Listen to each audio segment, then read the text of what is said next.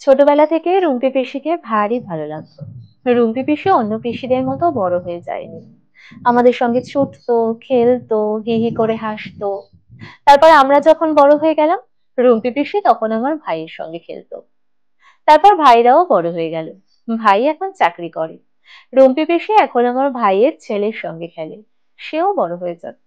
সবাই বড় হয়ে যাচ্ছে। কিন্তু রুম্পি পিসির দেখো কেমন অনন্ত কৈশোর। একই রকম ভাবে উচ্ছল থাকছে। একই রকম ভাবে রান্নাবাটি, বুড়ি বসন্ত, ধরাধরি খেলে চলেছে। নিজেরটা অন্যকে দিয়ে দিচ্ছে অকাতরে। মনে কোনো হিংসা নেই, পরশ্রী কাতরতা নেই। ছোটবেলায় রুম্পি পিসিকে ভারী হিংসে হতো। এখন বুঝি 50 ছুঁই ছুঁই রুম্পি পিসির মনের বয়স আটকে আছে সেই 10-11-তে। সারা জীবন তাই থাকবে। 2রা এপ্রিল, অটিজম সচেতনতা দিবস। পৃথিবী জুড়ে এই দিনটিতে জ্বলে ওঠে নীল আলো।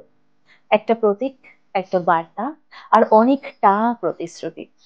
এই দিনটি কেবলমাত্র সচেতনতা কিংবা মানবিকতা বাড়ানোর জন্য নয়, বরং দিনটি বোঝাপড়ার, গ্রহণযোগ্যতার এবং ভালোবাসার এক নতুন দিগন্ত উন্মোচনের আহ্বান।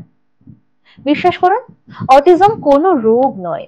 এটি নিউরোডাইভার্সিটি বা স্নায়বিক বৈচিত্র্যের একটা রূপ। পৃথিবীর প্রচলিত ধারণার বাইরে গিয়েও কিছু মানুষ ভাবেন, বোঝেন এবং অনুভব করেন, আর তাদের সেই বিশেষত্বকেই অটিজম বলে। এদের কেউ বা ভাষায় দুর্বল, কেউ চোখে চোখ রেখে কথা বলতে অস্বস্তি বোধ করে, আবার কেউ বা সংখ্যার জাদুতে মুগ্ধ হয়ে থাকে। প্রতিটি অটিস্টিক শিশু বা প্রাপ্তবয়স্ক কিন্তু কোনো না কোনো অনন্য জগতের অধিকারী। আমার রুম্পি পিসি প্যারা অলিম্পিক্সের চূড়ান্ত মনোনয়ন পর্বে আইস হকিতে কোয়ালিফাইও করেছিলেন। কিন্তু সমাজের কিছুটা অংশ এখনো অটিজমকে বোঝার পরিবর্তে সমস্যা হিসেবে দেখে। স্কুল, কলেজ, কর্মক্ষেত্র, এমনকি পরিবারেও তাদের বৈষম্যের শিকার হতে হয়। আমরা বুঝি না, রুম্পি পিসিরা চায় শুধুমাত্র ইনক্লুশন, সমাজের প্রতিটি ক্ষেত্রে তাদের অচ্ছুত করে না রেখে গ্রহণ করা। পৃথিবীটা ওদেরও। ওদের সহানুভূতি চাই না, করুণা চাই না। অটিস্টিকরা অসহায় নন, বরং সমাজের সমান অংশীদার। তাই তাদের বোঝার চেষ্টা করুন, করুণা করবেন না। উপযুক্ত পরিবেশ পেলে সাধারণ স্কুল, কলেজ এবং কর্মক্ষেত্রেও অটিস্টিকরা অসাধারণ সাফল্য দেখাতে পারে। ভালোবাসা, গ্রহণযোগ্যতা এবং বোঝাপড়া সঠিক থাকলে একজন অটিস্টিক শিশুর বেড়ে ওঠা অনেকটাই সহজ হয়ে যায়। ওদের বন্ধুর বড় অভাব। নীল আলো শুধুমাত্র এই দিনটার জন্য নয়, এটা প্রতিদিনের একটা অঙ্গীকার। আমরা যদি প্রতিটি শিশুর বিশেষত্বকে গ্রহণ করি, সম্মান জানাই, তাহলে এই পৃথিবী সত্যি সবার জন্য বাসযোগ্য হয়ে উঠবে।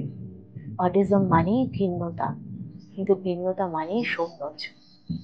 আসুন আমরা প্রতিজ্ঞা করি, প্রতিটি অটিস্টিক শিশুকে, মানুষকে আমরা স্বাভাবিক চোখে দেখবো, তাদের বোঝার চেষ্টা করব, গ্রহণ করব, ভালোবাসবো এবং তাদের দিকে বন্ধুত্বের হাত বাড়িয়ে দেব। পারলে নীল পড়ুন, নীল ছড়ান এবং নীলকে ভালোবাসুন।